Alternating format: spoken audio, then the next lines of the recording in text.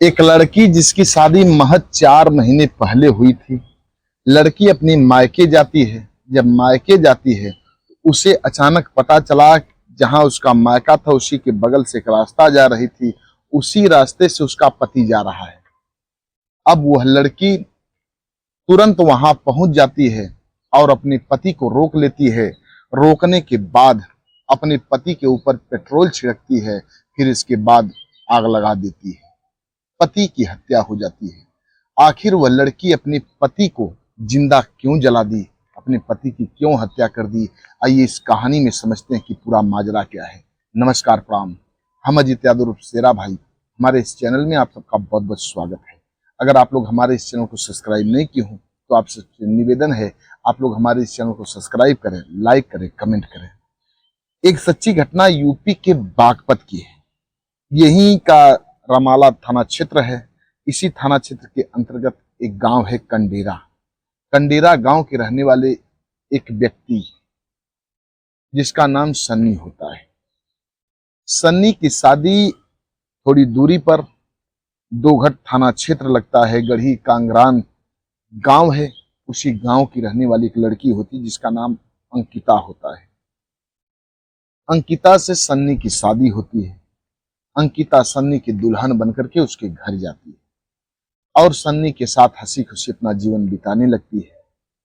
धीरे धीरे समय बीत रहा था। ये जो अंकिता थी हर रोज फोन पर किसी लड़के से बात करती थी। पति देखता था, उसे शक होता था, मना करता था कि फोन पर इतना बात किसी से करना अच्छा नहीं है। पत्नी नहीं मानती थी, काफी जिद करती थी। पति बार बार समझाने की कोशिश करता, लेकिन पत्नी नहीं मानती। अब दोनों में काफी हाथापाई भी होती है, मारपीट होता है। शादी के महज 4 महीने बीते थे। पत्नी अपने पति से झगड़ा करके अपने मायके चली जाती है। उस लड़की को अक्सर एक लड़का अपने 4 व्हीलर कार से घर में उसके ससुराल छोड़ता था, ससुराल से मायके ले जाता था। उस लड़के का नाम अयूब था, मोहम्मदन था। अब उसी लड़के से अंकिता फोन पर बात करती थी। वही उसका प्रेमी था। उससे शादी भी करना चाहती थी, लेकिन गांव घर हितई नतई के दबाव के चलते वो अपने प्यार का इजहार नहीं कर पाती है और गांव घर के दबाव में पड़ करके सन्नी से शादी कर लेती है। शादी तो हो जाती है, लेकिन फोन पर हमेशा अपने प्रेमी से बात करती थी। इसी कारण सन्नी काफी खफा रहता था। सन्नी समझाने की कोशिश करता है, लेकिन वो नहीं मानती है। अपने पति से झगड़ा करके मायके चली जाती है। इधर 22 जुलाई 2025 को सन्नी अपने गांव से कांवर लेकर के हरिद्वार के लिए रवाना होता है। दोघट थाना क्षेत्र के रास्ते से जा रहा था। उसी बगल में अंकिता का मायका होता है।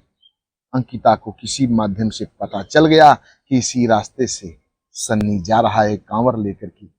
अब उसी रास्ते पर सुनसान इलाका देख करके अंकिता अपनी माँ को साथ लेती है, अपने चाचा को साथ लेती है और अपने प्रेमी अयूब को साथ लेती है। चारों वहां सुनसान इलाके में पहुंच जाते हैं। अब सन्नी उसी रास्ते से जा रहा था। सन्नी को लोग रोक लेते हैं। सन्नी भी रुक जाता है, देखता है उसकी पत्नी है, उसके रिश्तेदार हैं, उसकी सास है, उसके चचिया ससुर हैं। वहां रुक जाता है। लोग उससे बात करते हैं। इतने में जो अयूब था, अंकिता का प्रेमी, सन्नी के ऊपर पेट्रोल गिरा देता है। शरीर पूरी भीग जाती है जब पेट्रोल से, तब अंकिता आग लगा देती है।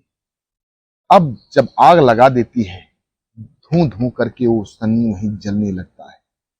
अब वहां से अंकिता, उसका प्रेमी, उसकी माँ, उसके चाचा, सभी लोग फरार हो जाते हैं। इधर 80% लगभग सन्नी जल चुका था। किसी माध्यम से सन्नी के भाई को सूचना मिलती है, जिसका नाम रविंद्र होता है, कि सन्नी जल चुका है और दोघट थाना क्षेत्र जो है इसी रास्ते पर है।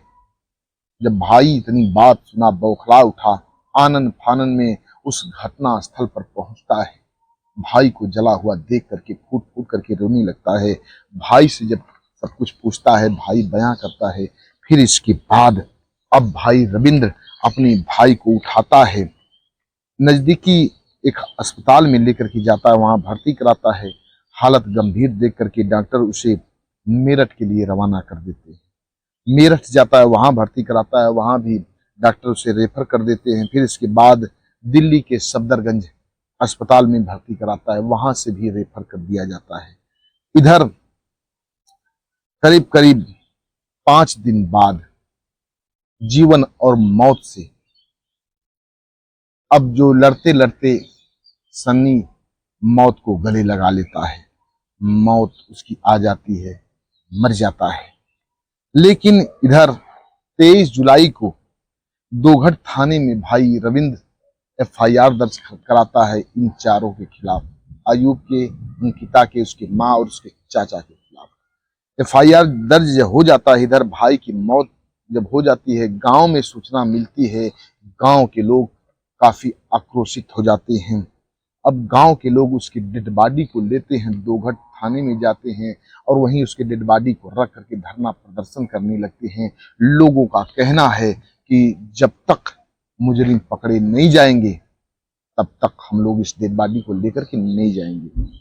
अब पोस्टमार्टम होती है बॉडी की, फिर इसके बाद पुलिस काफी सांत्वना देती है और सीओ होते हैं विजय कुमार, सख्त कार्रवाई की आश्वासन देते हैं, सख्त कार्रवाई करने का आश्वासन लोगों को देते हैं और कहते हैं जितना जल्दी हो सकेगा घटना की तहकीकात की जाएगी और आरोपियों को गिरफ्तार करके सख्त से सख्त कार्रवाई की जाएगी। काफी समझाने बुझाने के बाद परिजन मान जाते हैं। फिर इसके बाद सन्नी की अंत्येष्टि क्रिया करने के लिए लोग श्मशान घाट पर लेकर के जाते हैं। पूरे परिवार के लोग वहां जाते हैं, नम आंखों से पूरा अंत्येष्टि क्रिया होता है। घर के लोग गमगीन हो जाते हैं और सन्नी तो इस दुनिया को छोड़ करके चला गया, लेकिन पुलिस दबिश दे रही है अंकिता को और उसके प्रेमी माँ और चाचा को गिरफ्तार करने के लिए। देखते हैं क्या होता है। बस आज की कहानी इतना तक। इस कहानी को सुनाने का उद्देश्य किसी को परेशान करना नहीं है, किसी के दिल को दुखाना नहीं है, बस आप सबको सचेत करना, आप सबको जागरूक करना है।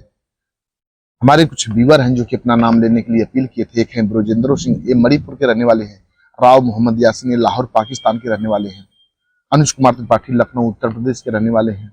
महानंद जी ये फरीदाबाद के रहने वाले हैं। डॉक्टर राकेश सैनी ये बिजनौर के रहने वाले हैं। देवानंद जी ये वाराणसी उत्तर प्रदेश के रहने वाले हैं। ये लोग हमारी हर कहानी सुनते हैं, बेहद पसंद करते हैं। वीडियो में लोग नाम लेने के लिए अपील किए थे, हमने बारी बारी से इन लोगों का नाम लिया। आप भी अपना नाम बुलवाना चाहते हैं तो कमेंट बॉक्स में नाम दीजिए, एड्रेस बता दीजिए, आप सबका भी बारी बारी से नाम लिया जाएगा। चैनल को लाइक सब्सक्राइब करना मत भूलिएगा। मिलते हैं अगले एपिसोड में किसी एक नई कहानी के साथ, तब तक के लिए नमस्कार।